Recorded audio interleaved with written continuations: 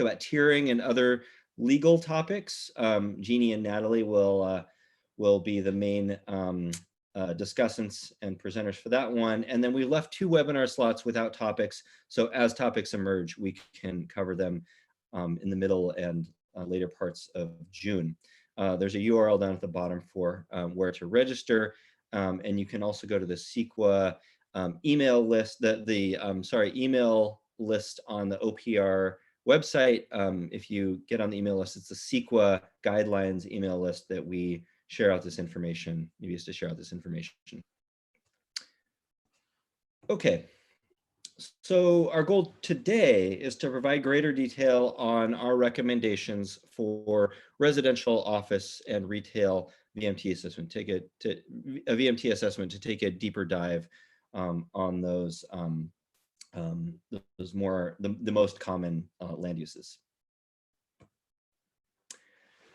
Okay, so we took the questions that we had in hand from the last webinar and from the question portal and listed the topics that we saw and grouped the questions into these topics.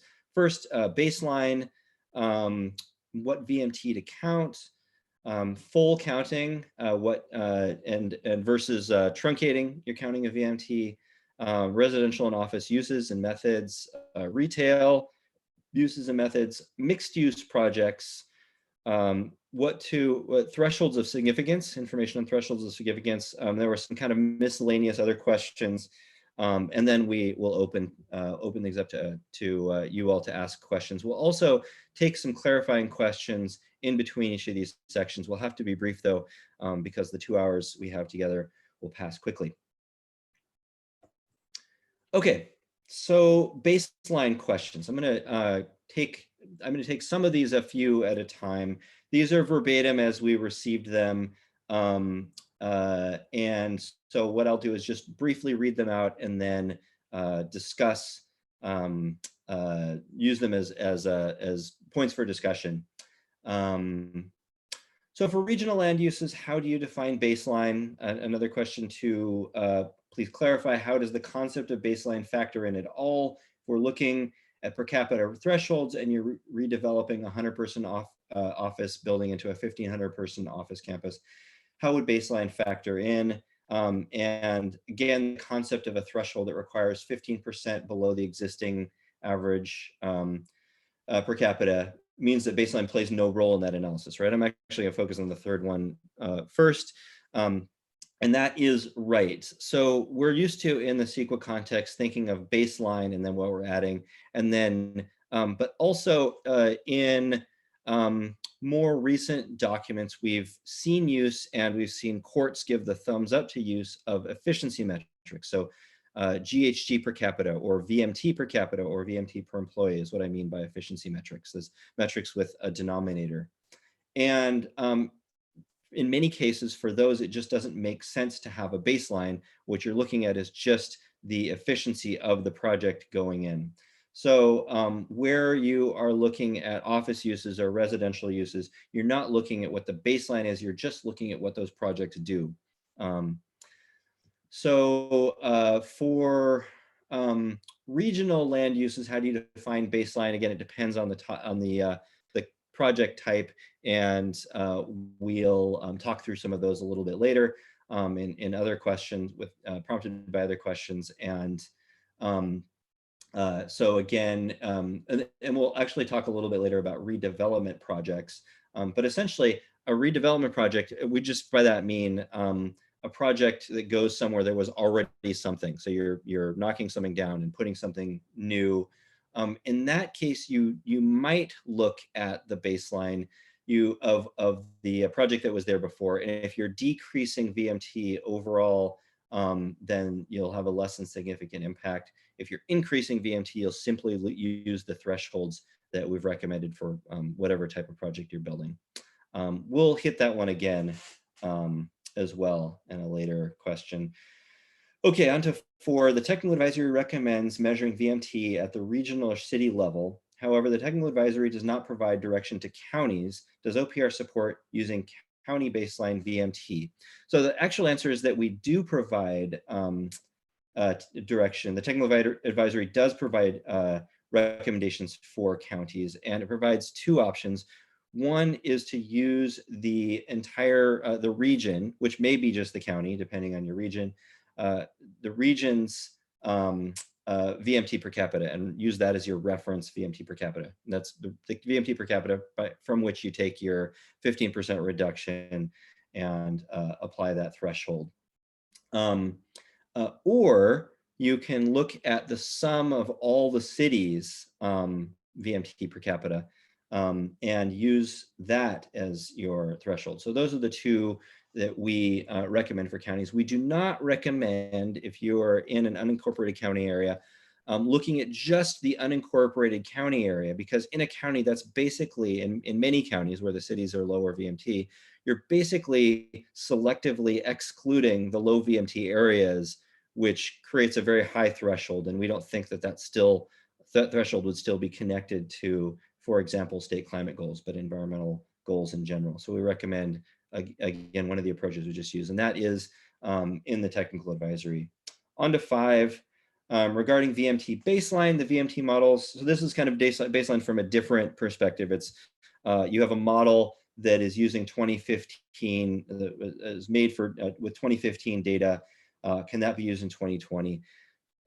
Basic answer is that CEQA requires us to use the best available data and make our best effort towards an accurate answer.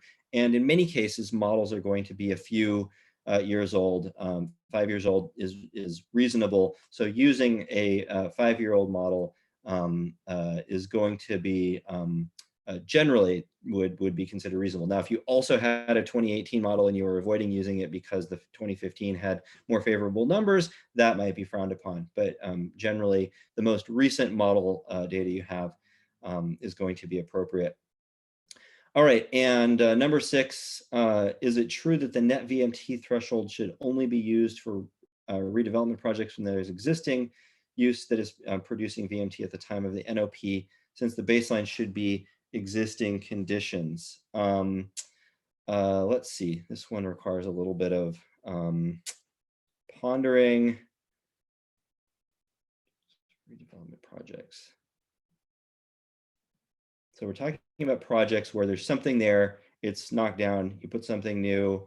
And right, so the answer to this is complex because the net VMT approach, which we talked about in the webinar, and I'll talk about briefly just before we talk about retail, because that's where we recommend it be used.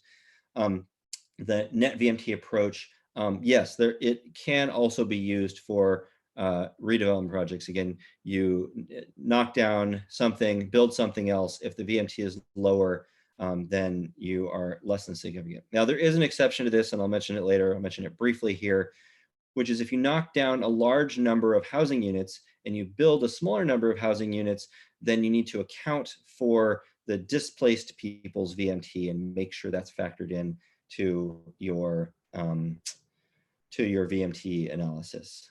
So that's just a caveat there. Okay, so I'm gonna pause there and take any clarifying questions. Will, if you see any questions that have come up that are clarifying on this, please feel free to voice them now. And I'll see if I can take a look too.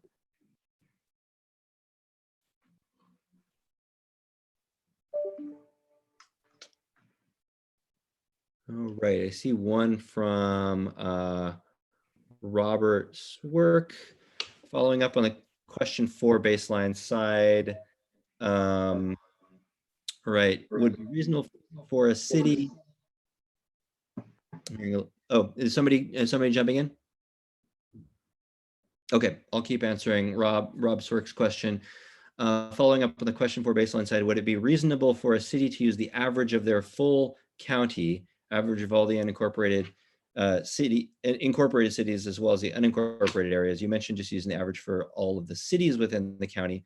Correct. So generally, we recommend if you're in a if you're within a multi-county region, looking at the average VMT across that region. So why did we pick, why are we focused on the regional geography? The answer is simply because that's, roughly speaking, the best approximation that we have of the travel shed, the area over which people are traveling during their general daily travel.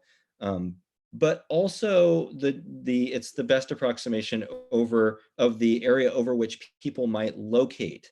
So because you're deciding, say, in the Sacramento, SACOG area, whether to locate for your new job in maybe downtown Sacramento, whether to locate in downtown Sacramento or suburban Sacramento, or commute in from the next county over, you're within commuting range. So that's the kind of area over which location decisions are generally made. So we recommend, therefore, looking at the regional area. Now, so that also is the kind of underlying principle of how regions were put together in the state of California and beyond.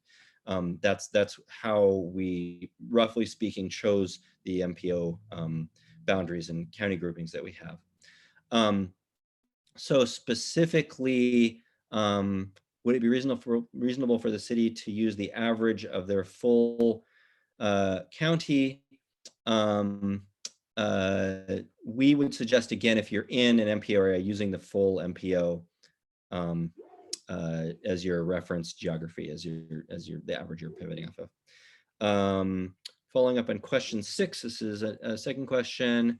Following up on question 6, what if the use has been abandoned for a year? Then you would just go ahead, excuse me, go ahead and use excuse me, the thresholds of significance that we recommend for that project type is what we'd suggest you do.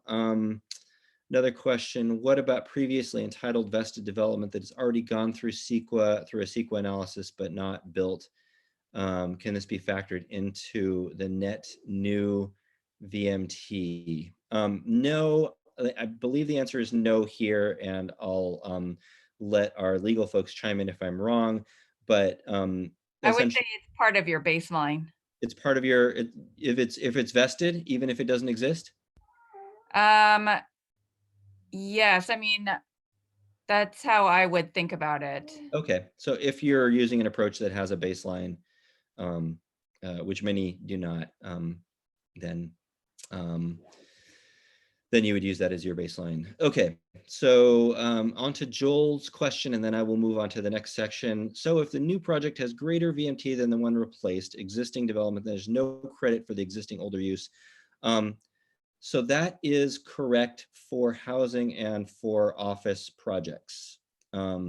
So yeah, thanks for this question. It's helped me put a finer point on this. So if you are, if the project proposed is an office project or a residential project, then yes, you would simply use those per capita or per employee metrics per our guidance. For retail, where, we'll talk about this later, and we talked about it in the webinar, if you're looking at the total amount of VMT, then you would look at the total amount of VMT before the project, which would include this project that was on the site, and then you look at it after with your new project. So you would factor in the existing development in with a retail project. Okay, so on to, let's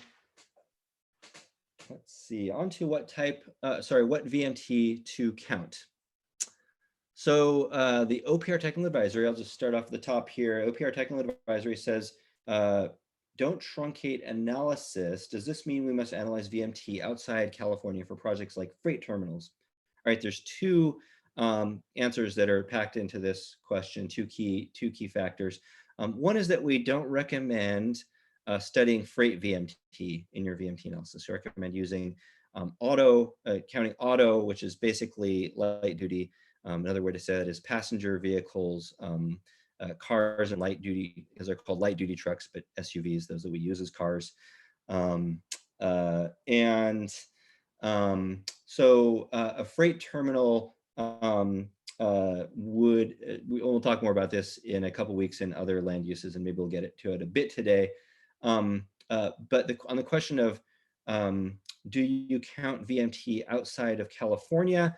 The answer is yes, you need to account for all the VMT generated by your project. And that's actually easier to do with a lot of models, the sketch models that many jurisdictions are choosing to use for this, because they factor in how far vehicle trips will go, blind to whether they're crossing state boundaries or not.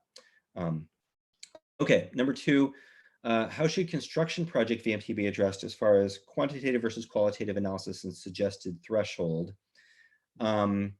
Notably, construction not in areas with transit and long duration projects. So I'm assuming this means long duration construction projects.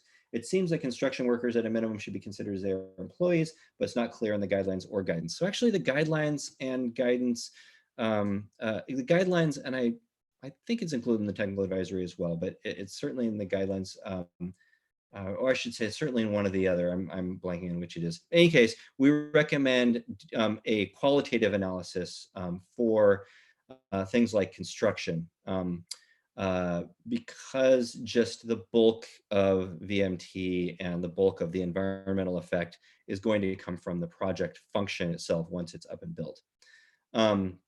This might be a question that we want to dig into a little more in a couple weeks when we talk about other land uses, because there are some land uses for which the construction phase is a bigger piece of the environmental impact. Can you please define freight travel? We're not specifically defining freight travel, but we are saying that freight travel generally need not be included. It can be included if you have it, it's combined into the modeling data you have, or the VMT data you have. You don't need to find a way to pull it out, but you don't need to include freight travel. Freight travel, again, is generally going to be heavy duty vehicles as opposed to light duty vehicles. Ultimately, it's a lead agency decision on exactly how to parse that, because there's going to be, detailed distinguishing that we couldn't possibly provide guidance for, but that's our general guidance. 4, how do you make a VMT assessment on a hazardous material cleanup project within a city, and that hazardous material is transported to an offsite permitted facility for disposal? So again, we don't recommend the need to study freight vehicle VMT, which I think mostly answers that question, but you might still study commute VMT. And we'll get probably a little bit more into that today, and certainly more into that in a couple weeks. What if you have a project that will switch from large amounts of freight trucks to fewer trucks, but more on-road cars? I'm pretty sure that's what they meant to say. More on-road cars due to an increased number of employees.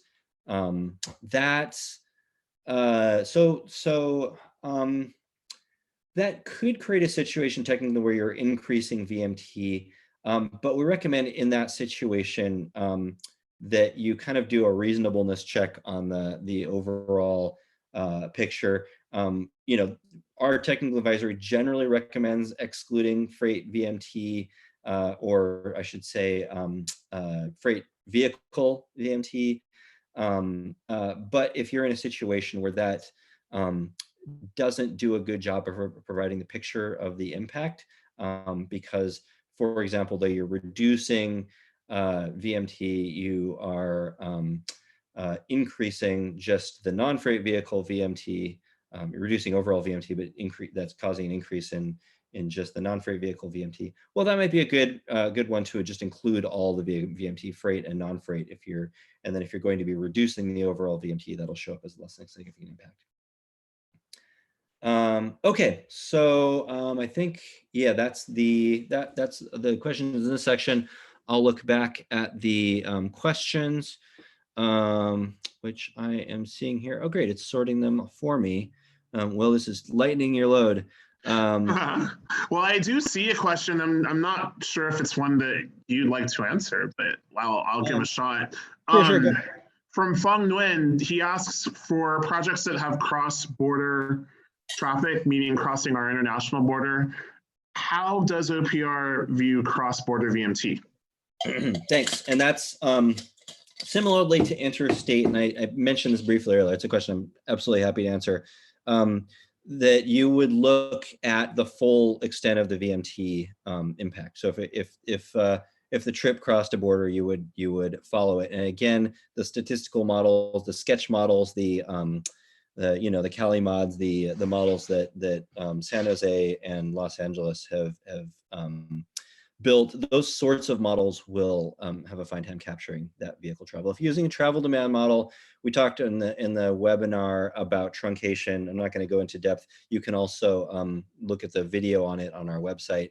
But we do recommend that you do some post-processing to capture trips that go outside of the range of your travel demand model. Will?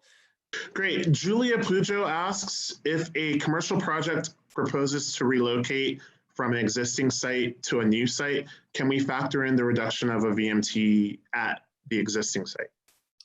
The commercial project proposes to relocate this site to a new site. Reduction of the VMT at the existing site. Think on that for a minute. So the issue would be if it's relocating by knocking down its building and sending it back to grassland, there's going to be no VMT from there, then it might be appropriate to factor in the reduction of VMT there and the increase of the new site. But thinking about it, so assuming that the commercial project is relatively nearby, even in the same region, so you're going to look at I'm taking commercial as a retail project or writ large. You would look at you'd be looking at the overall VMT. So you would kind of automatically, if you're knocking down that project and putting it up somewhere else, you would automatically see that in the kind of before and after, the before would be with the project in its old spot, the after would be with the project in its new spot, you would see the change in VMT. So that would automatically be factored in. Now, if you were moving out of a building and you're adding, and somebody else is moving into that initial building, then you would need to factor that in as well. But generally, I mean, you might be moving to you might be moving to a more transportation efficient location. You might be moving your, say, region serving retail from the edge of a region right into the center where it's going to be more central located. People can get to it more easily, lower VMT. In that case, you're going to be lowering VMT overall, and you would have a less than significant impact. Chris, I think Natalie would like to add to this question. Am I correct, Natalie? No, sorry about that, Will. I was just moving questions off as they were answered live. Ah, great. We're all learning here. Back to Chris. Great. Okay, I see a question in the vested rights question. Would it not be considered a plan-to-plan comparison? I lost the thread of what the vested rights question is. Did anybody else on the panel capture what that is? And while you're pondering that, I'll go ahead and answer another question. I see that there's a couple upvotes for it. So there's a couple other people who would love to hear the answer to that once we figure it out and make sure we understand the question better.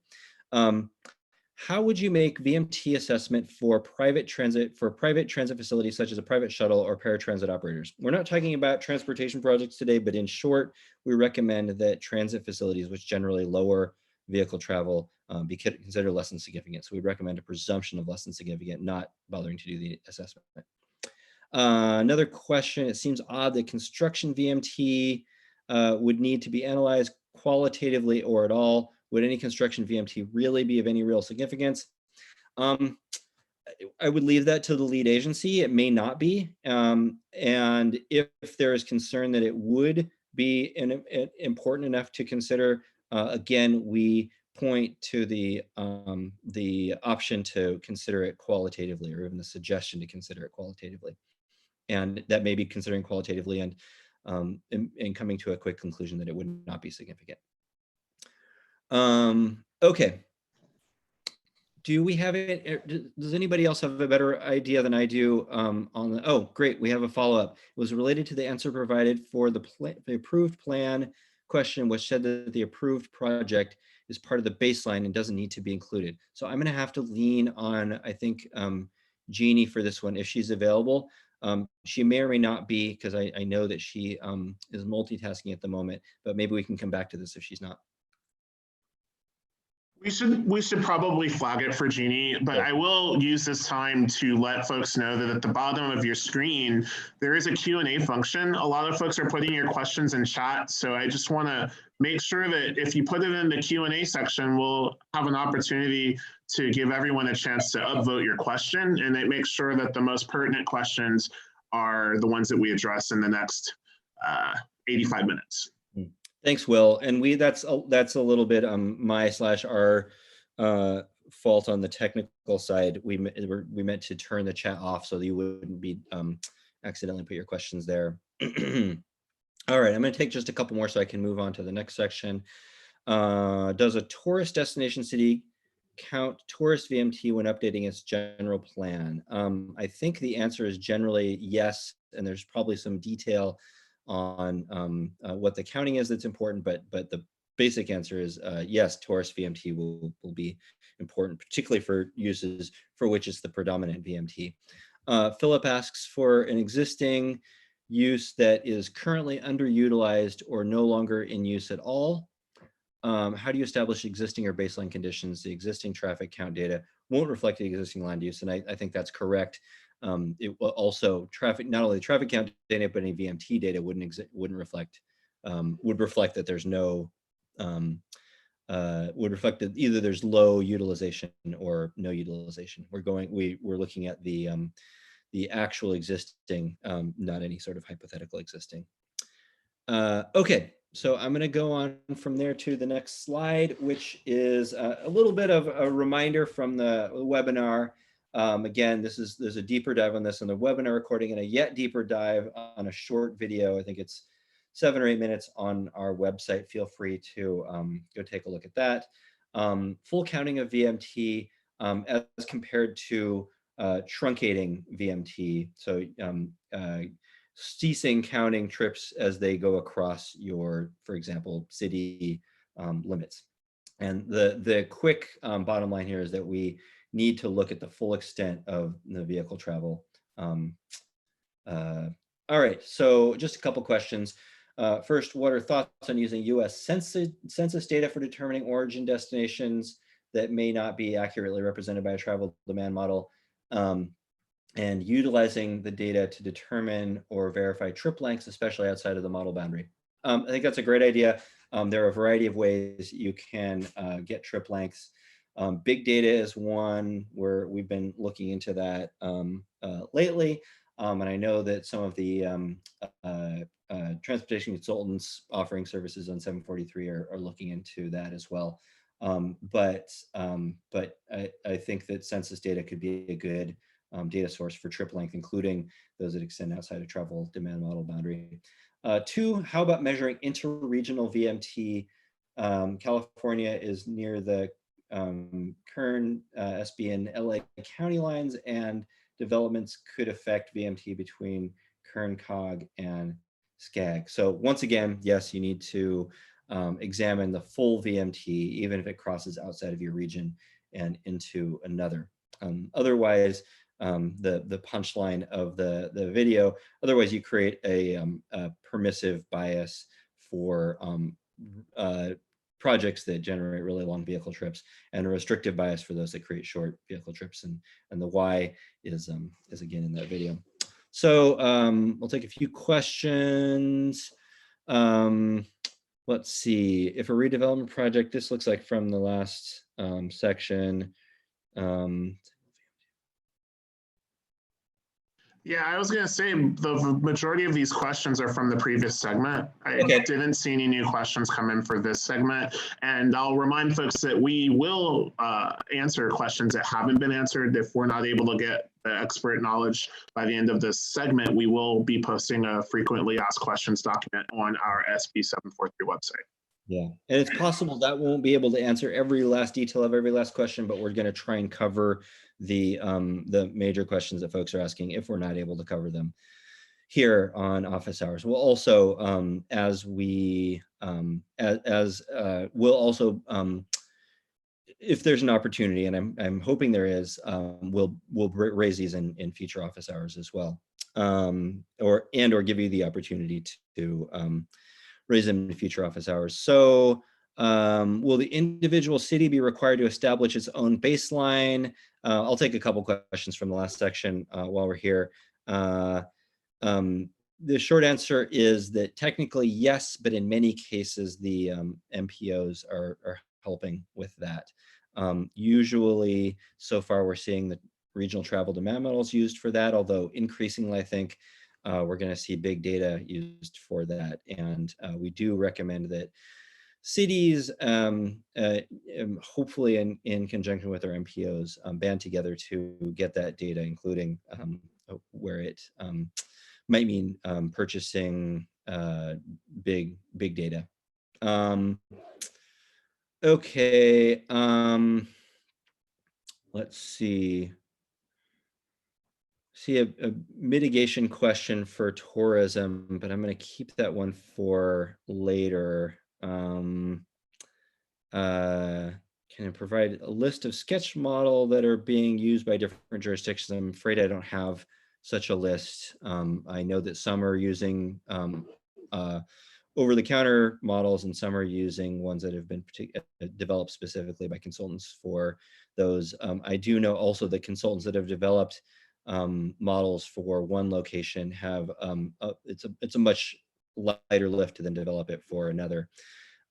So I'm going to go on to talk about residential and office projects. And just recounting from our technical advisory and from the webinar that residential projects we recommend, and the page numbers here are from the technical advisory, so if you want to pull them up for more detail, feel free to do so. We recommend for residential a trip or tour based approach. That's just using whatever kind of travel demand model. It's either for, well, I shouldn't say that you need to use a travel demand model. In most cases you wouldn't for residential, I think. But you can use either a trip-based approach, the trips generated by the residents and going to whatever destinations, or a tour-based approach, the tour generated by the residents that may include a number of destinations all in one tour. We recommend counting full trips, which we just covered briefly, talking about truncation, and recommend using a threshold of 15% below regional or city VMT per capita. That puts you in consistency with state climate goals enshrined in law.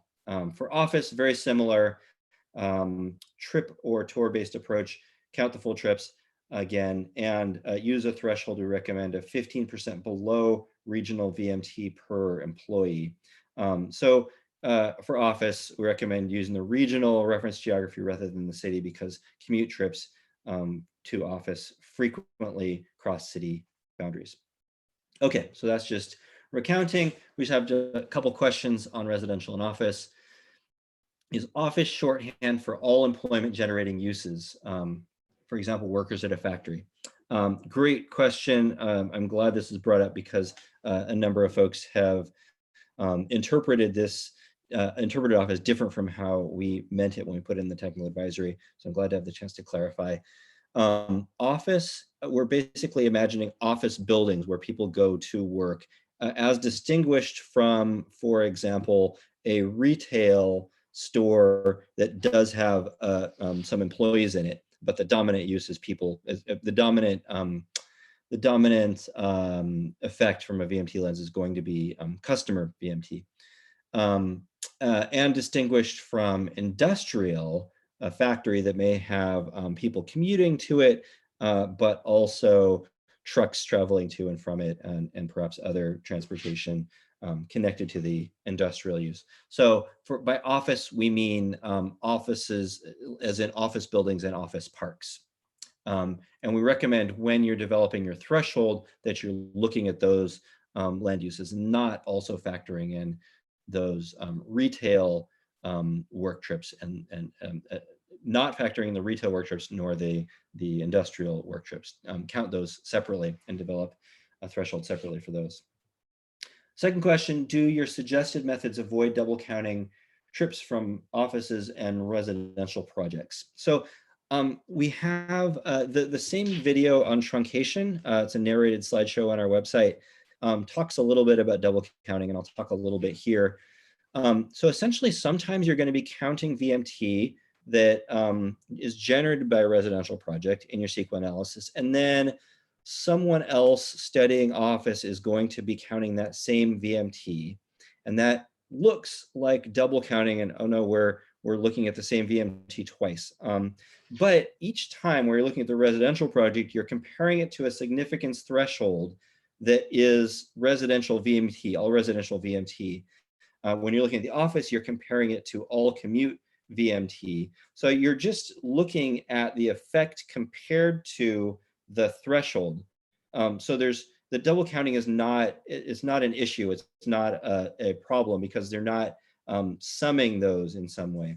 You're just looking at the effect of your project and comparing it to other similar projects. So I will pause there and take a few questions. And Will, I saw you pop up. You have anything to? Yeah, you have a few questions about big data. Can OPR help get funding for access to big data?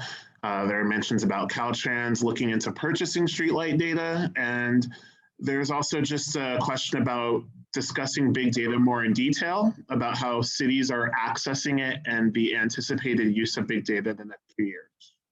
Yeah, I mean, big data is an option out there for project proponents and lead agencies to use. We are looking at getting some VMT data, which we are hoping, but our fingers are crossed right now. We're not sure we're going to be able to do this in a tool that we are pushing out on, we're expecting to push out on July 1, that will provide mapping. So this is not necessarily the big data you would need for every single project you would do, but it might help provide screening maps, for example, of low VMT areas where you might not need to do development. I'm not going to speculate too much on the future of or funding for big data beyond to say that it seems to be becoming more common as far as I can tell. And it's a valid source of data and information, or I should say, where it's a valid source, it's a valid. It can be a very good source of data. It typically has a bigger sample size, and to my understanding, of course, it's never 100% sample, but to my understanding, they're doing. There's many organizations doing a good job of extrapolating from those larger sample sizes to the whole. So it provides a real, perhaps useful option. Next to modeling for existing. Now, of course, big data doesn't give us anything about the future because the future hasn't happened yet. So you can't look at what people's travel behavior was in the future. You have to model that. Thanks, Will, for that.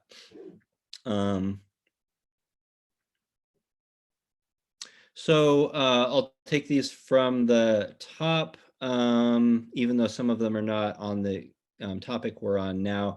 If a redevelopment project reduces just a single VMT below the previous use, you can be considered less than significant. That is the case, but again, remember that you might have to follow wherever the previous use, if it went somewhere, you might have to follow that and include that use. Yeah, I'll leave that there. How frequently cities should update their VMT thresholds of significance. For example, we need to reduce emissions by far more than 15% below 2020 levels in order to avert catastrophic climate change. Fair point. Isn't the end goal something like 50% below 1990 levels? Yes.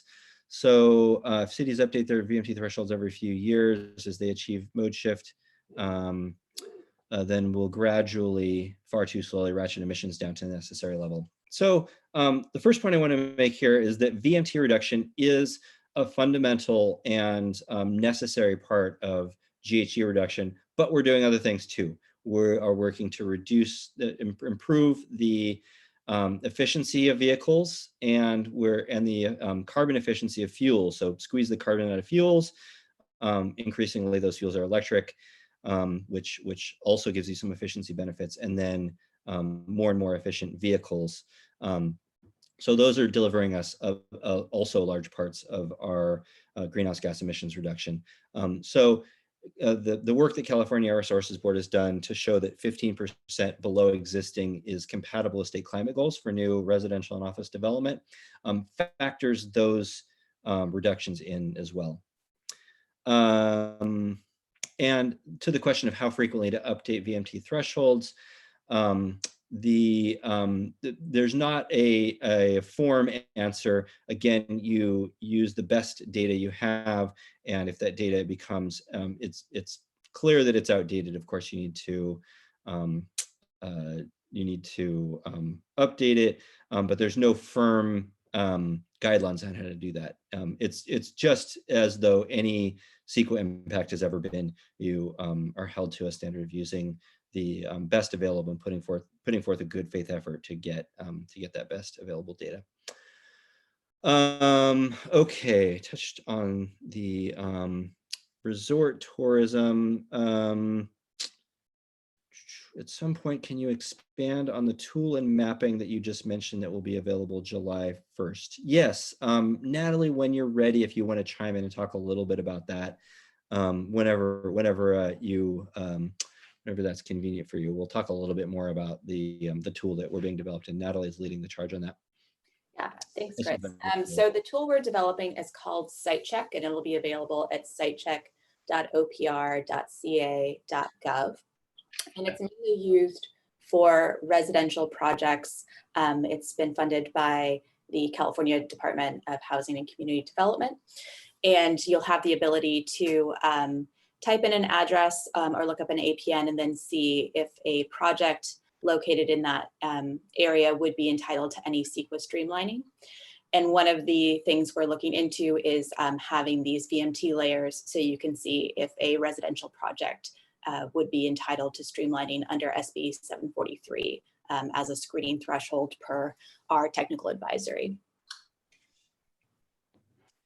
Okay, I'm gonna go ahead to the next section because I just looked at the time and I want to leave some time at the end of us talking through these questions to answer general questions you all might have. Talk a little bit about retail. Just to review, we recommend a net VMT approach, meaning that you look at the amount of VMT in the whole area over which VMT is affected by the project. Look at that before the project and then with the project, and does VMT increase or decrease, and by how much is the question. If VMT decreases, which it frequently will with retail projects, because essentially you are not building a retail project, you're not generating shopping trips anew. People were shopping before and you're redistributing shopping trips. And if you can redistribute them in a way that uses less, that loads less vehicle travel onto the network, great, less than significant. Locally serving retail, we show in the technical advisory generally does that. So you can presume it less than significant. And for retail, that leads to less efficient shopping patterns and more driving than we had before the project. I would recommend presuming that, or not presuming it, but calling it significant. Here are, we received a lot of questions on retail. I'm going to try and go through them fairly quickly. So what do you recommend is the baseline? Again, the baseline is just the existing background VMT, and then you're comparing that to the new VMT with the project, again, over the whole area. Is there a perceived issue with using an efficiency-based metric for retail, such as total VMT per service population? There's a few challenges to that. I'm not going to talk through it comprehensively, but we looked at doing that early on in this process, and both for data availability reasons and for just kind of does it make sense reason. It didn't pass the smell test to think of retail as something that generates trips anew, and thus would make sense with that kind of approach. So we again recommend looking at the VMT before and after, just the total overall VMT. Question three, we would like to understand the guidance behind not using an efficiency metric. Similar question for retail and other non-residential and office land uses. It's an agency at risk of under-evaluating impacts if they use a standard of not exceeding current average VMT per service population for retail, industrial, and other land uses. So I would say no, or the retail recommendation that we provide is we see it's robust. It's been used out there in the world by the cities who are have implemented SB 743, and so we think that that is a solid and best approach, and we actually think that those trip-based approaches for retail just simply don't make sense because of the way that retail redistributes trips rather than generating them afresh. For retail could bring in lots of vehicles, miles for employees traveling into town due to expensive housing in our area. So those may be considered in the modeling. Or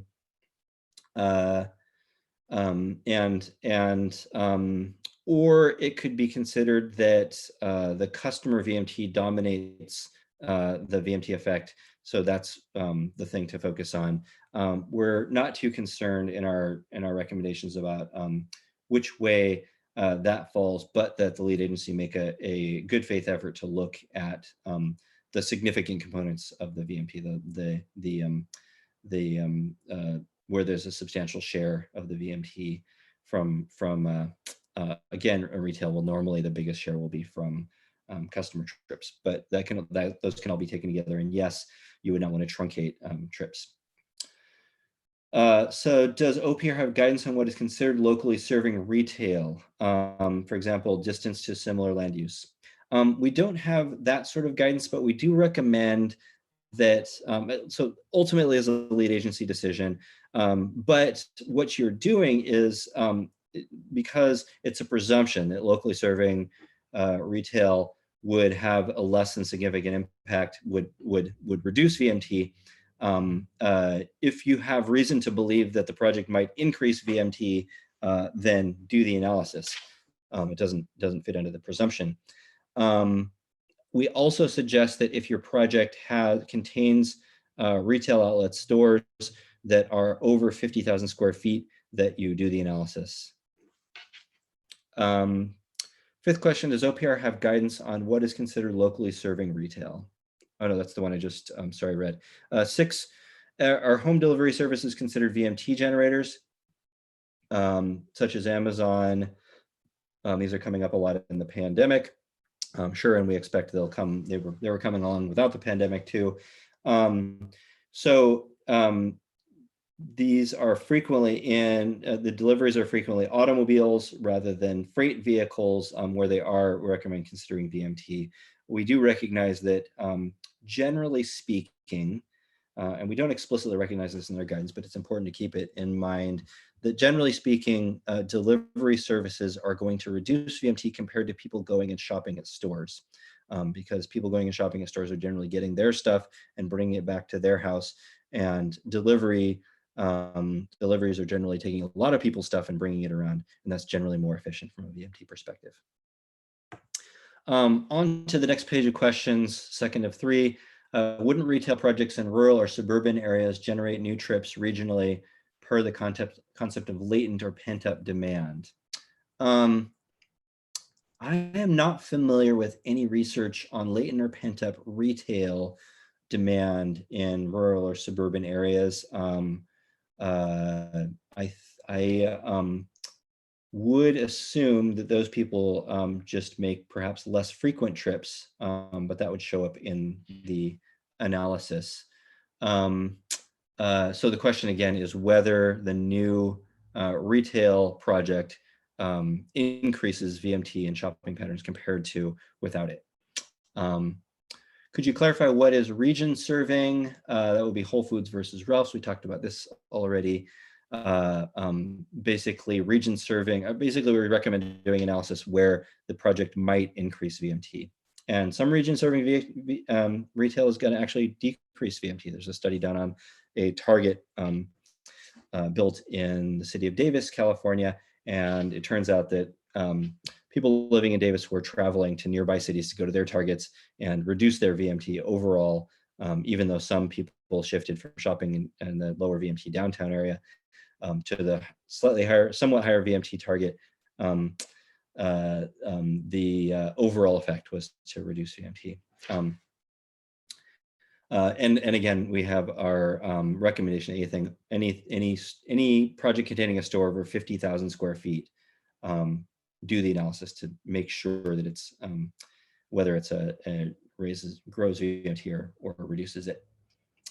Have you conducted extensive tests for retail projects using a traffic demand model? We found the models have difficulty redistributing retail travel, and there's always a net increase in VMT requiring mitigation. Our assumption is that you have experienced this and why there's a recommendation. So we have worked on some case studies.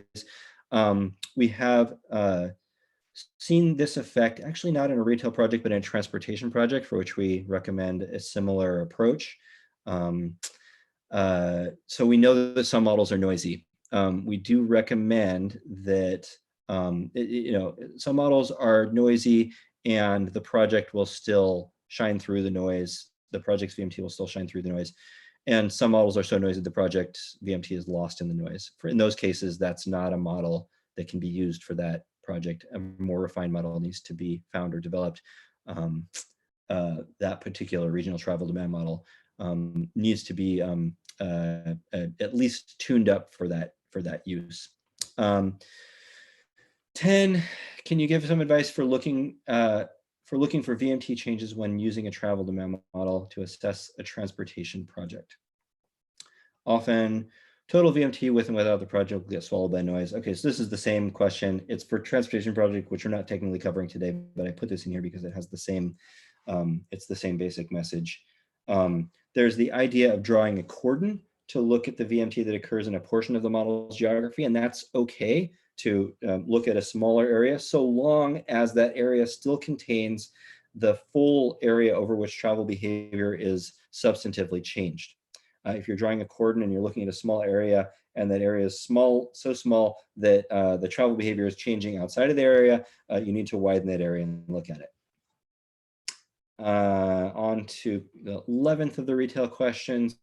Just got this one this morning. What guidance on which VMT to count for a regional entertainment event center expected to feature musical groups and other entertainment would the total VMT include based on the volume of trips? Regular employee VMT, performer VMT, or patron VMT? So very briefly, because we take a deeper dive on this sort of thing in the third webinar, I'm assuming that the patron VMT is going to dominate here. So this looks like a retail project to me for that reason. So I would say you would look at patron VMT. It would be based on estimated trip length, but you could, yeah, I guess you'd be based on assessed trip length and the number of course of trips. So how many, and that would be based on the number of events and such. So does the fact that it is more of a regional venue than a local change the approach? No, it doesn't change the approach. You just need to look, again, broadly enough that you're capturing the full area over which travel behavior has changed. All right, I will take a few questions. Will, did you have some, or shall I look at the question list? One of the questions on the list is how does or could a lead agency define locally serving without tying it to floor area? And questioner Baldwin states tying it to a floor area potentially allows projects to be designed around the requirements. Yeah, I suppose that could be, but it's just a presumption, so that wouldn't get you too far. In other words, a presumption that's rebuttable. So if we're saying generally, all we're saying is that generally over 50,000 square feet, you ought to do the analysis. It still might be the case that you might have a smaller floor plate store that's going to increase VMT by rerouting retail travel so that people are driving further to do their shopping. So there's not, we don't have a certain way that a certain way to determine whether retail is locally serving or not. That's essentially going to be lead agency discretion. And for different lead agencies, different cities will have different sorts of retail to point to.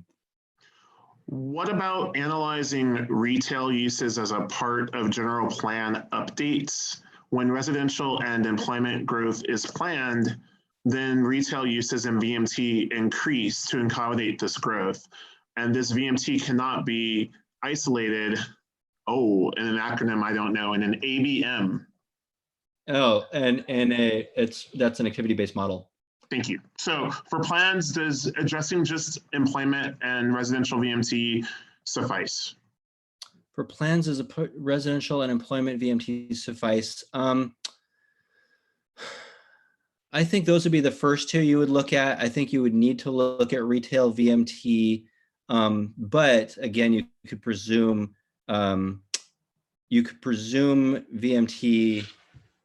You could presume that the locally serving retail less than significant. So, but there would be a need to consider that retail VMT, which you couldn't presume significant, which generally speaking would be region serving retail. Okay. I want to go back. I think it's still somewhat relevant. Regarding the thresholds, it's stated that projects are less than significant if they're 15% below the current regional average VMT per capita. Sorry, the question jumped. However, if a region has an approved RTP or SCS that has been determined to meet the region's greenhouse gas reduction targets and has already estimated the future regional VMT per capita by model year, would a project be considered less than significant if its VMT per capita is equal or less than those regional amounts? Yeah, thanks for that question. So that's an important one. The sustainable community strategies across the state, generally, mostly, or maybe even all, I'm not sure, achieve the 375 targets that have been provided for them. Unfortunately, the 375 targets are not sufficient targets to hit our climate goals. CEQA requires substantial evidence and requires focus on those goals. So just consistency with those sustainable community strategies at this time is not sufficient to demonstrate less than significant. We are hoping, and we're working with the MPOs to get those plans to the level where they would be consistent with state climate goals, and then create that what would be very helpful streamlining. For regions of significance, 15% below baseline is not achievable in most locations, especially if the state model is showing a 2% reduction in HBVMT. If a community wanted to set a reasonable baseline, is comparing the existing to future model a reasonable assessment of achievable reduction and therefore an achievable threshold at the project level?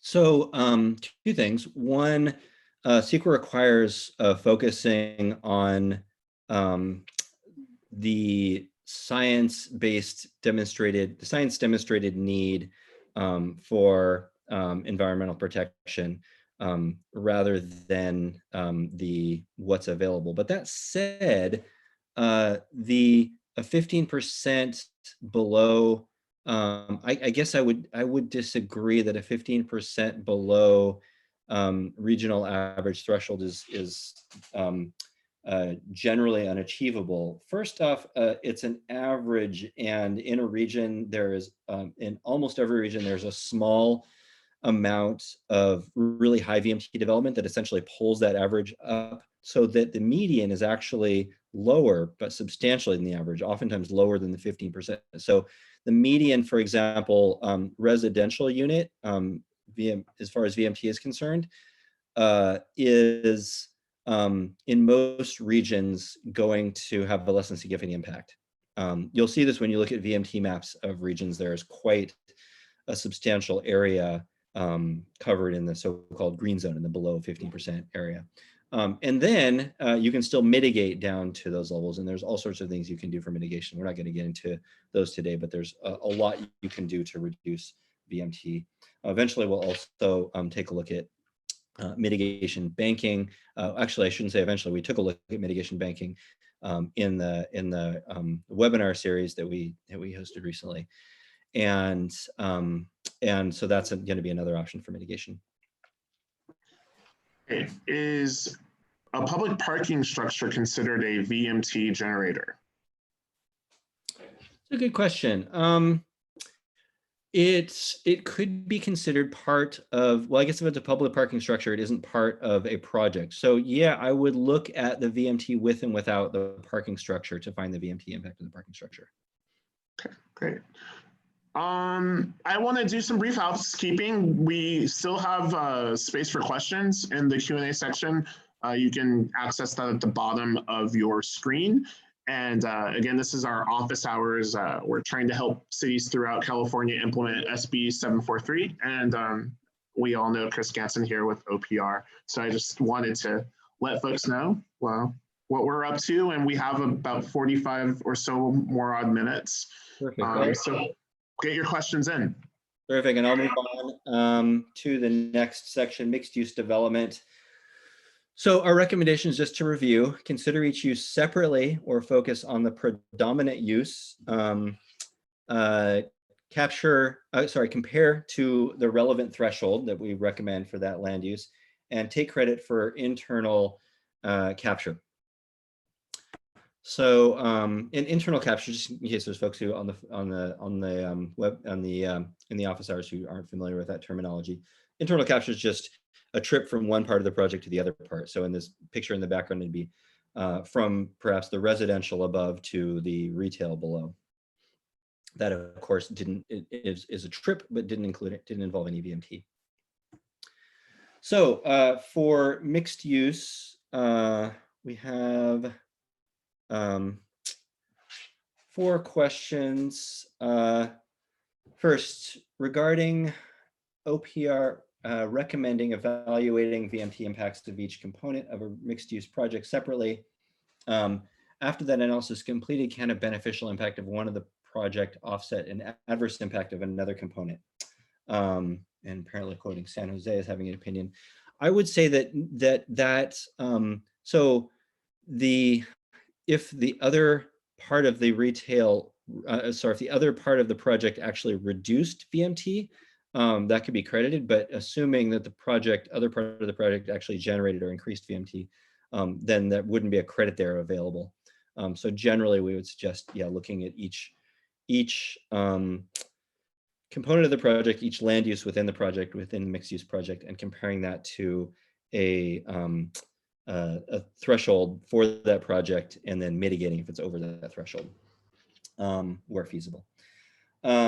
Next question, what is your opinion on using service population plus employees? I'll take a couple of these together as an efficiency metric, and I'll take it together with 3. Isn't focusing on the predominant use, mushing together the standards, which you just said not to do, which I said on the webinar. I think this is a question from the webinar. So our opinion on using service population is that, unfortunately, it places the spotlight on the mix of land uses within the project rather than on the environmental impact of those land uses. And let me explain.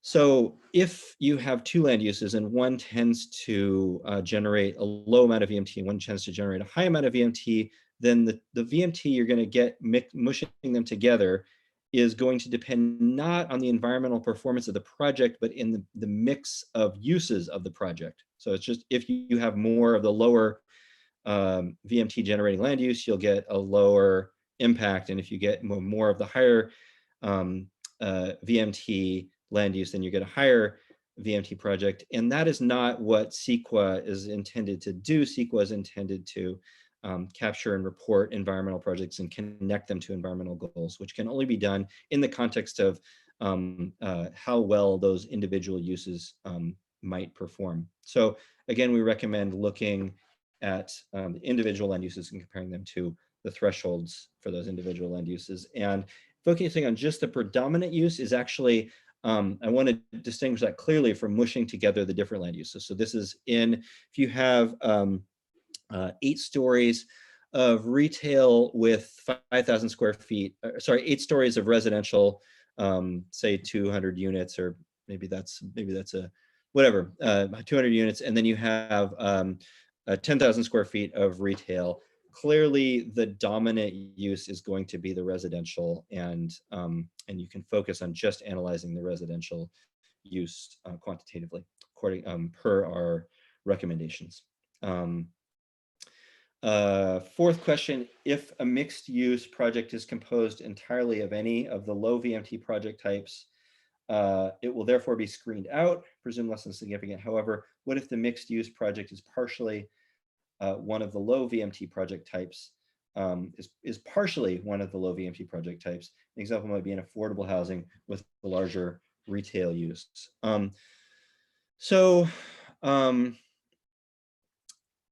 Thinking off the cuff here, but I think if you had a building that was affordable and had a larger retail use, again, you would separate those two uses. The affordable residential would be presumed less than significant per our guidance, per our advisory, and the larger retail, if it was large enough that it might be region serving and it might increase the amount of vehicle travel, that would need to be analyzed to see whether it has a significant impact. So there will be cases in which part of the project would be streamlined, and you'd need to do the analysis on the other part of the project. So I will stop there and take questions on this. And I will look through the question list, and any of my co-panelists that want to bring one to my attention, because the question list is getting a little longer, please feel free to. Our newest question, do you think most cities are hanging on to LOS for non-CEQA purposes instead of moving to VMT for those two? This seems counterproductive.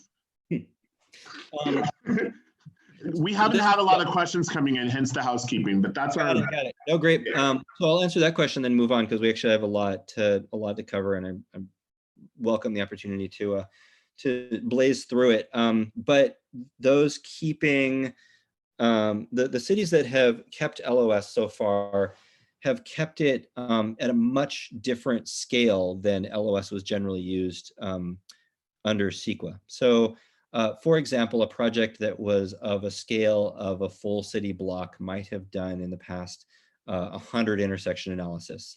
And those cities that are keeping some LOS analysis may be doing the 4 intersections at the corner of the project now. So, 4% of the number of analyses at roughly that fraction of the cost, maybe like another intersection out a block down. So maybe 10 intersections or so, vastly smaller analysis. So in some cases, these cities have decided to focus on to include a focus on the function for cars of the intersection right around the project.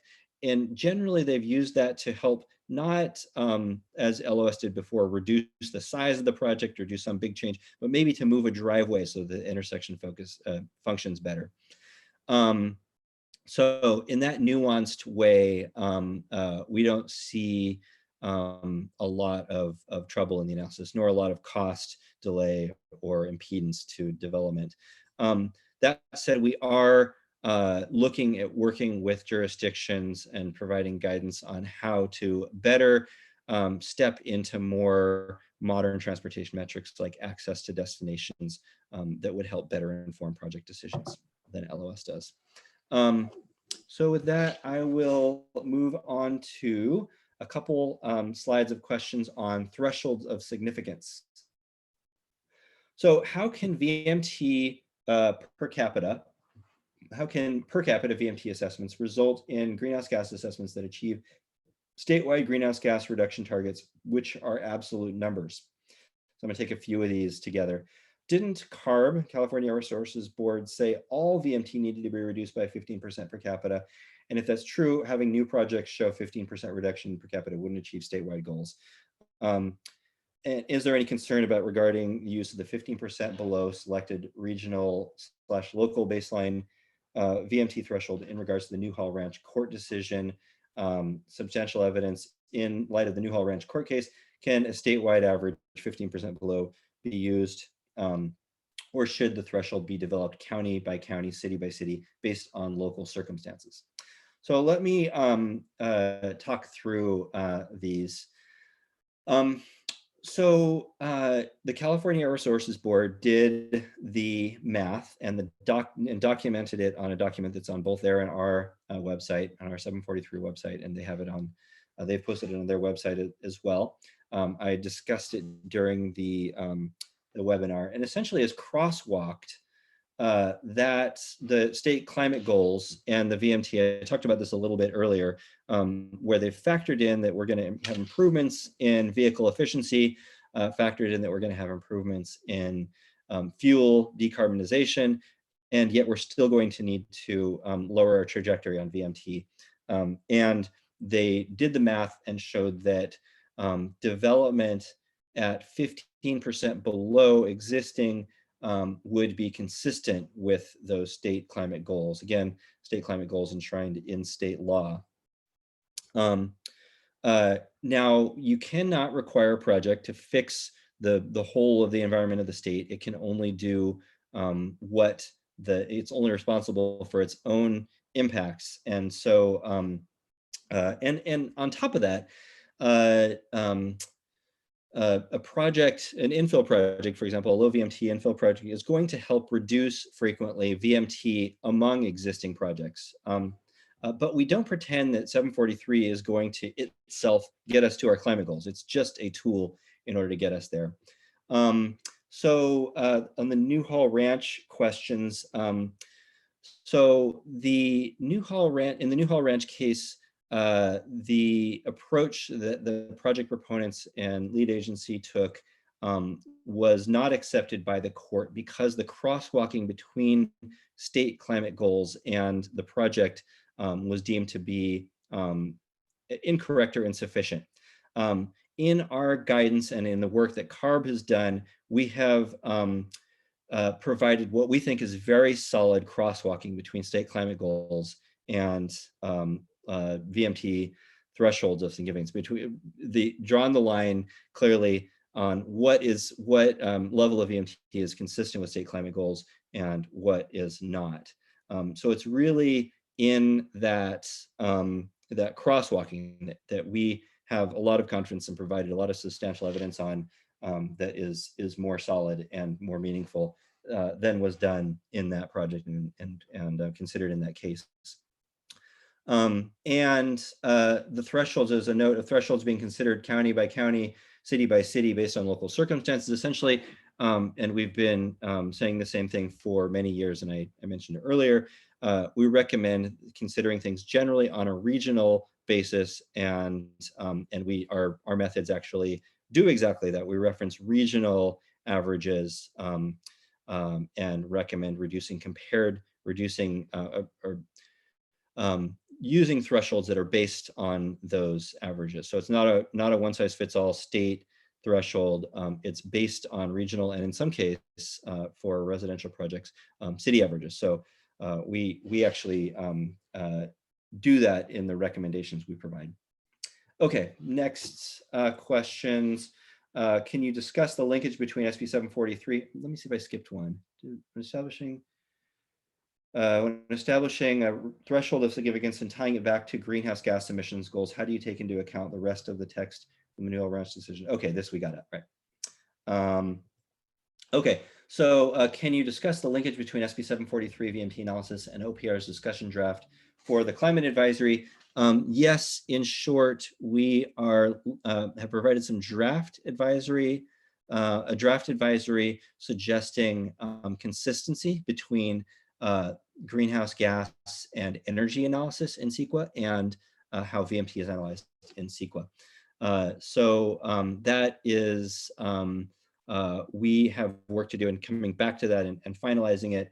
But essentially, we're looking to create a consistency between, or at least offer guidance on how to create consistency between those impact categories, with an eye on creating cleaner and more effective streamlining for development that is GHG beneficial and VMT beneficial. Next question, please discuss the role of the average to be used, region versus city. In light of 743 goals, would it be correct to say the high density urban centers should be rewarded, such as San Francisco, while outlying communities should find significant impacts until they fix their land use patterns to eliminate the need for frequent travel into a larger city? So we think of it more objectively. We're just looking at what is and modeling what will be if we take certain actions. It's not a system of reward, but we do want to streamline, as I explained in the webinar, low VMT development that's consistent with state climate goals. We know that we need particularly more housing projects, and we're looking to make VMT for housing projects which are consistent with state climate goals streamlined, not even need to do any transportation analysis. It's true that that cities outlying central and any city can take actions to reduce VMT. There's a number of actions, including where they do land use development. And there's some bigger questions that I won't try and tackle, but that's the short answer. Is there a defined threshold for affordable housing, and what % must be affordable to qualify for streamlining? So we provide substantial evidence for 100% affordable housing for a residential project that's all affordable. But we recommend that there's a possibility, and we suggest taking advantage of it, that you will be able to show as a lead agency that a lower permeation of affordability, a lower fraction of affordability in a project would be sufficient to reduce VMT sufficiently to provide a less than significant impact. So that would require, that may be different jurisdiction, just jurisdiction. We recommend doing that upfront work so that you can streamline affordable development that's not 100% affordable. Okay. Sorry, I'll stick with thresholds and see if there are any questions from what I've just shared, any clarifying questions. Taking a look at the questions now, but if any of the panelists want to chime in. Chris said, we don't expect 743 to get us to our climate goals. SB 743 language says more appropriate balance between congestion management, greenhouse gas reduction, etc. So why is the recommended threshold set in line with achievement of the climate goals? Let me take that on the flip side. So if the threshold were not connected to climate goals, we believe that CEQA would just, that CEQA as it exists would connect those. I mean, if somebody came in and showed you that your project, because of the vehicle travel it was generating, attracting, or associated with, or creating, was going to be inconsistent with state climate goals, it's hard to argue that that's not a significant environmental impact, climate being the kind of maybe biggest environmental, overarching environmental concern of our time. So there's not really a way around that we need to connect VMT thresholds with state climate goals, given that we have quantitative climate goals and the math has been done. Now, so I think that the questioner or commenter might have a little bit misunderstood what I said, that 743 is not going to do everything we need to do, because 743, as like CEQA or as part of CEQA, applies to new development. It doesn't fix everything we need. We're going to need to do other work to reduce the VMT, for example, and energy use and all sorts of other sources of VMT or of GHGs of existing development. We're not going to get there to our goals if we don't. So 743 won't do that. 743 and CEQA generally don't act on existing development. But the new development, there's not a way around linking significance thresholds to state climate goals. Looking at other questions if we have them. Since the initial study checklist now asks if the VMT requirements have been addressed, are we required to conduct a quantitative VMT analysis for every project that requires a negative declaration, even if traffic is a non-issue? I'm not sure what the questioner means exactly by traffic being a non-issue. No, there will be, the answer, I think generally, if I understand the question right, is that no, there will be a lot of projects which do not require an analysis because they'll be presumed less than significant. And again, we cover that in the in detail in the webinar, which sorts of projects would be considered less than significant. And Chris, building on that, I would assume that projects like you just said would be screened out. So you wouldn't be doing that analysis, but lead agencies should still be supporting all their determinations with evidence. I see a question here. Can locally serving also apply to other land uses, not retail? So we apply that just to retail. A project that, like say a housing project is situated such that the trips taken from it are going to be generally local. That will just show up in the VMT analysis or on the screening map. So we're not including that terminology, but they're the kind of equivalent for a residential project, for example, is that it would be a low VMT residential project and would be could be screened out by, for example, transit proximity or that it's located amongst other low VMT development. If you intended office for just office workers, could a lead agency define an employment VMT? It is more in line with model data and assessments of employment location versus residential location. Could a lead agency define employment VMT? If I understand the question right, yeah, that's what we're suggesting you do. Look at employment, look at office VMT. As I'm not sure if that's what they meant by employment VMT or looking at employment VMT broadly.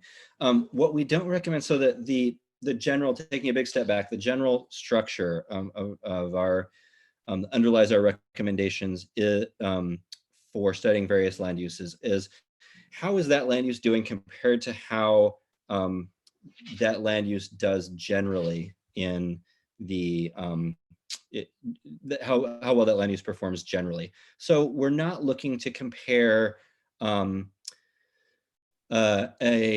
office project, an office park, say, to, and the commuting to that, the commute VMT to that, to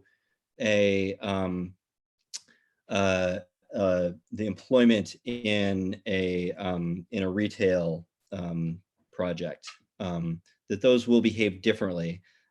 So there's not useful to compare one to the other. That's why we distinguish land uses. So I hope that gets at that that question. Okay. How does the price of housing, affordable versus unaffordable, change the nature of VMT impacts? Yeah, affordable versus that's not designated affordable. So affordable housing in a couple different ways. Actually, we spell this out in more detail in the technical advisor, and I recommend taking a look at it. But briefly,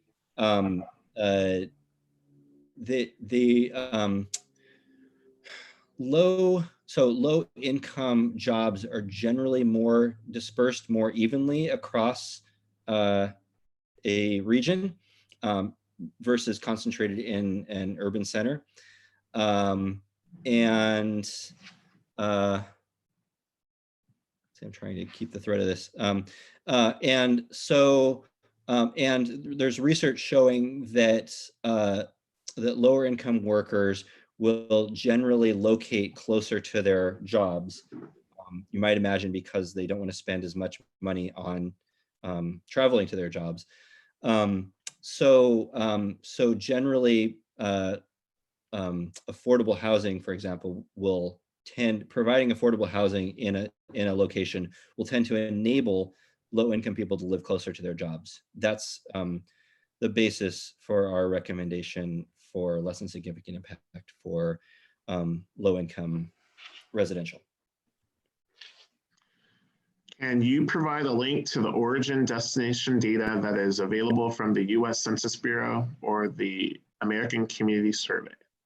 I'm sorry, I don't have that at my fingertips. I have a link here just for the census. It's lehd.ces.census.gov. I hope that that is a good start, and we can. I've sent it to the person who's requested this question, and hopefully you can engage with us if that's not the correct link. Okay, I'm gonna go on to share the remainder of our questions queued up. We have just again for context, we talked a little bit about redevelopment that's building where there's something already is, and that if you're reducing VMT compared to the existing project, or the existing project, that that's going to lead to less than significant impact. If the increases VMT, then you apply the thresholds we've already recommended, and if you or if you're displacing a use, you need to follow that VMT and consider that as well. Again, more detail on these back in the webinar, which you can view the recording of. For cumulative impacts for VMT per capita, VMT per employee for residential and office projects, we recommend, or we basically point out that if you have a less than significant project impact, you're also going to have a less than significant cumulative impact, although cumulative impacts may arise for projects that are using total VMT, such as region serving retail. And for plans, we recommend applying project level thresholds. So looking at the new development that the plan plans for, and assessing whether it will generate VMT consistent with or less than the significance thresholds we recommend. So the miscellaneous questions, that was just a tee up. Some miscellaneous pieces of our technical advisory to tee up the miscellaneous questions. How should the city of Fremont treat its infill Irvington BART station? Can infill projects be streamlined within a half mile of a planned station if they're not screened out another way? So we, the streamlining that we recommend using on the green zone near existing low VMT development or near existing transit station pivots from actual research on observed VMT reductions. And if you can show that a planned station, even without the transit yet, is going to reduce VMT sufficiently to qualify, then you could create a presumption there, but it doesn't fit into the categories, the presumption categories we've created, because you have to be able, CEQA requires you to be able to show substantial evidence that that would actually reduce VMT, and it may not be yet. 2, as Jeannie stated, CEQA guidelines state projects that decrease VMT in the project area compared to existing conditions should be presumed to have less than significant transportation impact. Doesn't that imply that if a project's VMT is 1% per capita less than existing, that the impact would be less than significant? OPR's recommended 15% seems to contradict that conclusion. So actually, I'll take that together with the next question. What happens if you're in a high VMT area, but the project won't contribute to a large VMT? I'm assuming that means just the project will be low VMT. So there might be factors about the project that lower its VMT compared to the existing urban fabric around it. Is the impact from the project significant? Would it be cumulatively significant impact, mitigation notwithstanding? So for question 2, it's important to distinguish that if a project exhibits or is expected to exhibit, say, 15% below regional average VMT, that doesn't mean it's reducing VMT. It's still adding VMT, but the amount of VMT it's adding is a little less than what the average project adds.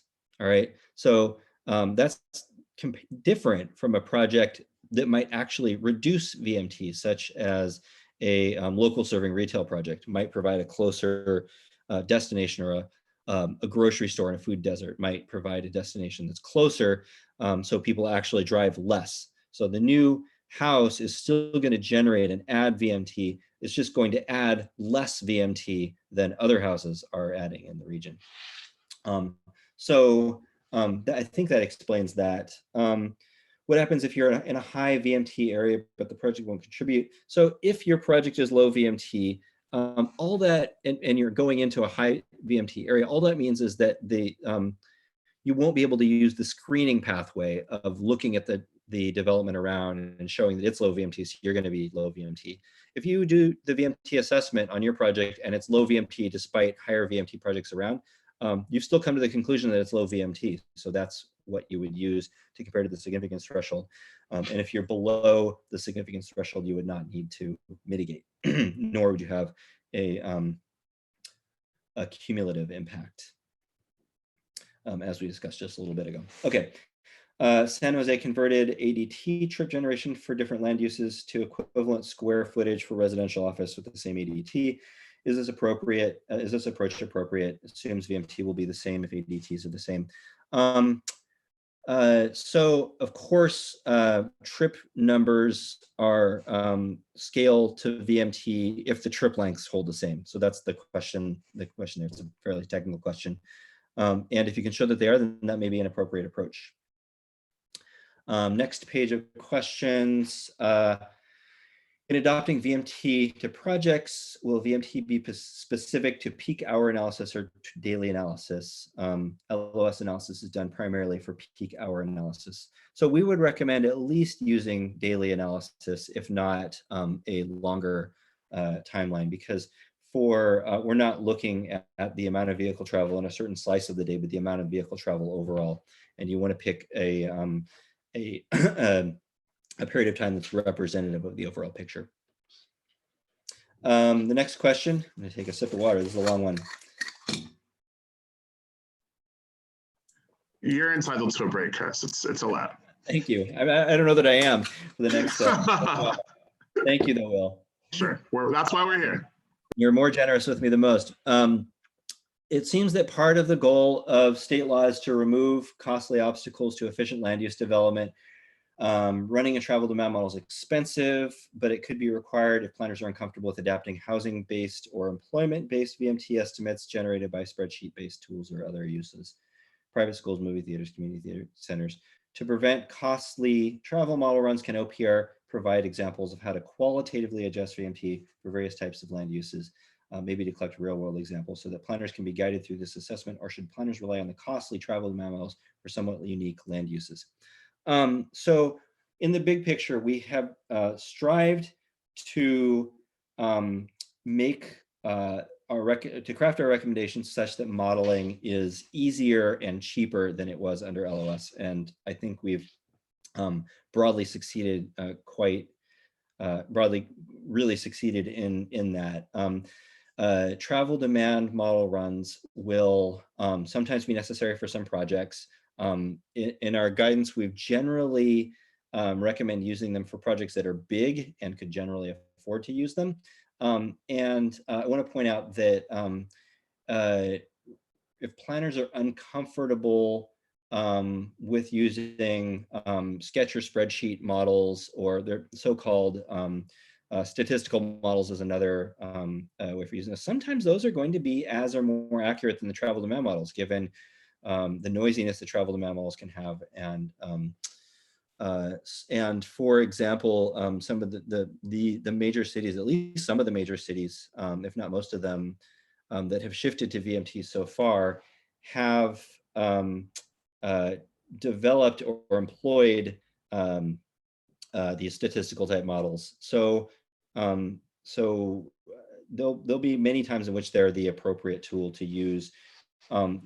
We don't recommend, I would say a qualitative analysis is going to be a less, generally less robust analysis than a quantitative analysis with a statistical tool. So I'm not sure that I would order their kind of robustness or perception that way.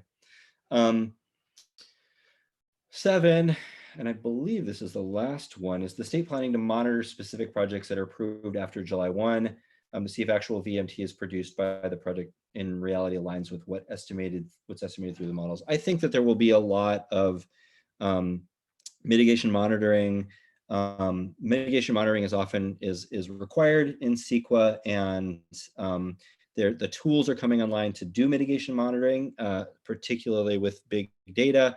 I don't think that everybody will use big data out the gate to monitor. So CEQA is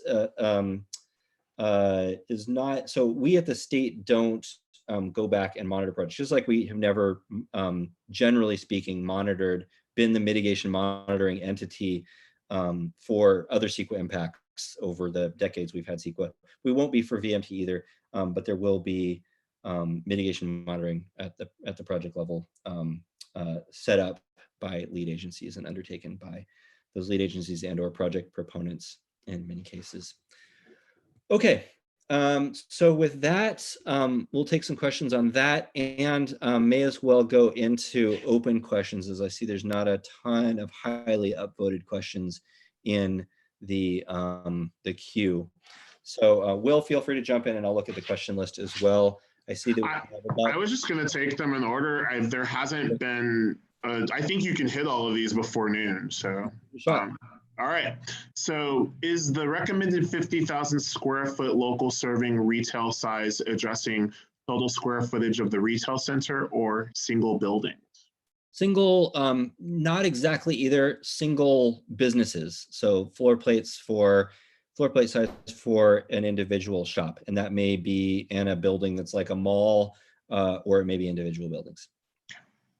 What if you get a regional draw like IKEA next to a major transit stop? Does that still count as presumed LTS? Yeah, so our technical advisory lists some caveats to the presumption of less than significant impact for projects near transit, and one of those is that it have a that it have a floor area ratio of something that would exclude, generally speaking, that would exclude region serving retail because of the parking it generally has. All right. Another question on efficiency metrics. What if an agency's modeling tool takes land use, for example, dwelling units or square feet, as inputs rather than population and employment? Is it okay to report thresholds in terms of land use rather than per capita or per employee? The question, the answer would pivot on whether you could then connect those metrics with denominators of building size, for example, with state climate goals. So we've done the work to connect the per capita and per employee numbers to state climate goals. I'm not sure how possible that would be using a metric of per 1,000 square feet or such. So our recommendation would be to stick with the per capita per employee metrics. All right. How does Senate Bill 743 look at the future as opposed to the present? A high density single residential development in suburban city may not be able to show any change in VMT, even if on a sparse transit route, but many similar developments over a period of time, maybe as much as 20 years, may provide enough potential transit riding density to support transit services to reduce single occupancy vehicle travel.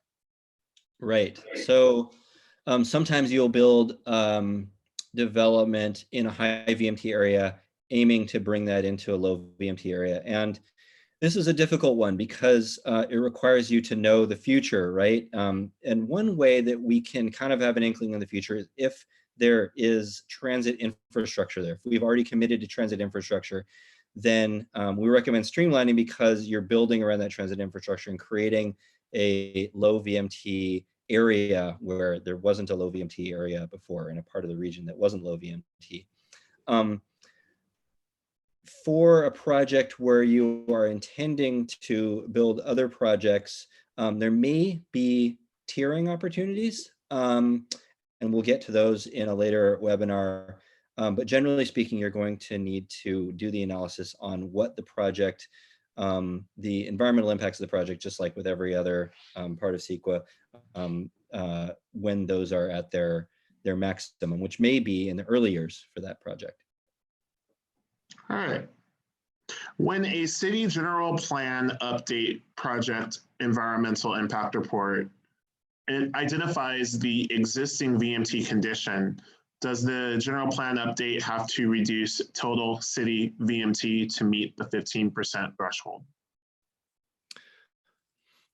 We recommend not reduce that to use for a general plan, for example. We don't recommend using a total VMT, reducing total VMT of the city as an example by 15%. We recommend looking at what development that plan foresees and looking at that development to see that the future development to see whether that hits thresholds of significance. Is it appropriate to screen out higher density projects in an area attempting to transform, for example, the Central Valley? Multi-story, multifamily, mixed use, affordable housing, etc. Yeah, I would say that oftentimes the answer is yes, and that is actually done in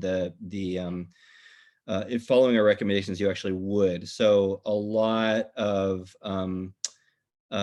mixed use projects, for example, are going to be screened because the residential will be in low VMT areas or near transit and or near transit, and the retail will be local serving. Affordable housing, we recommend, presuming less than significant, we recommend also developing additional substantial evidence for lower levels of affordability, say 50% affordable or 80% affordable or whatever you can show in your jurisdiction would lead to less than significant impact, and then streamlining those sorts of projects.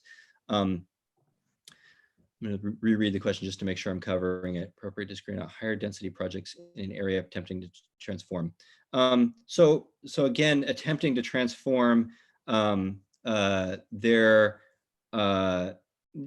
you could potentially use planning documents and tiering to show future development likely and that's likely to happen, and show how VMT will be reduced. We'll talk about that more again in a future webinar. But essentially, this is what we've endeavored to do with our recommendations in the existing technical advisory. Are we out of questions? Is that yes and no. Okay. There's some chat questions. Great. Let's talk on for 8 minutes or whatever we have. All right. If an SHS project with Caltrans as lead agency for CEQA requires a revalidation for a traffic-related change, does the referenced 5-year rule apply? Consider the final ED might have been approved prior to the SB 743 implementation date. I'm afraid I don't know what the 5-year rule is here. If Jeannie or Natalie are catching this one and have, should we jump in? As we can And I don't know either. So perhaps the person can give us a little bit more clarity on that, and that would be great. Yeah, I know that came from Kathleen Dove. I know that some of our our participants have trickled off. So Kathleen, if you're still in the audience, if you want to respond on the Q&A or in the chat, I'll go to the next question. For an existing use that is currently underutilized or no longer in use at all, how do you establish existing or baseline conditions? The existing traffic count data won't reflect existing land use. Right. So, I mean, existing is what's existing and has the traffic counts and the VMT generation that it does. So in those situations where you need to look at the existing, and existing is an empty building or an underutilized building, I think we talked about this a little bit before, it would reflect that. Okay. For your redevelopment scenario, if you are reducing VMT from the previous use, you are considered less than significant, or are you considered less than significant? Does a percentage apply? Or if you are just 1 VMT below the previous use, are you considered less than significant? Right. So So you're looking at the overall VMT. You're looking at the VMT with what was there before and what was there now. And you're looking, again, this general principle for retail, for example, if you're looking at the total area of which travel behavior has changed. So if the new arrangement with the new project is shows lower VMT overall, then yes, you're less than significant, even if it's just one VMT less. But with the caveat here is if you replaced an existing development and your new project generates lower VMT, but a lot more VMT is happening over here because all the people that were there went to this other place and are generating a lot more VMT, and the total VMT is greater, then you need to account for that. And the one of the key areas where this is important is if you were to build, if you were to replace, and this this can happen where you replace a larger number of residential units with a smaller number of residential units. So if you're reducing the amount of residential units, you really need to focus on where those people, account for where those people went and what their new travel behavior is and whether they're increasing, whether VMT is increased by your action overall. Depending on your response to this question, it looks like this might be our final office hours question. Can you give some example of how a project demonstrates consistency with a regional SCS based on SB 743 or CEQA finding? So it's difficult, I would say, in my experience, in some regions, it's difficult to say that a project definitively is consistent with the SCS. And that's one of a few key reasons why you often can't or generally can't use SCS consistency as part of your significance determination. That said, you can sometimes show that a project is clearly not consistent with an SCS. Say the project is programmed in an area where the SCS programmed green space. That's not consistent, and that inconsistency can trigger an impact. All right, I think we might be out of questions. I want to give the same acknowledgements that you gave at the top of the program. This office hours wouldn't have been able to be brought to you without the folks participating here on staff with OPR. That's Chris Ganson, who you see here on video, myself, William Walker, as well as Jeannie Lee and Natalie Cuffle, who are counsel here with OPR, and Alyssa Montanez, also part of the team. And we're also very thankful to everyone else on the OPR staff who I haven't mentioned that have been supported behind the scenes, our tech support, our webmaster, our IT folks. We're very thankful. And we're thankful to you, the participants, for coming and joining us for a couple hours to talk about SB 743. Chris? I'll just echo that. Thanks for coming. Thanks for the effort of implementing. I didn't say this at the outset. I didn't really acknowledge this at the outset today, but we're in some pretty unusual times. We're all, many of us working from home. There's many of us facing challenges. And so just want to spread thank you for continuing to forward governance here in California and continue to strive towards our larger objectives. Continue to shoot questions to to our website here. I will actually. Well, our email address is sb743questions@opr.ca.gov. And our resources, as Chris has brought up here on the website, are at the link that you see in front of you. All of it's at opr.ca.gov. And we thank you. Thanks so much, everyone.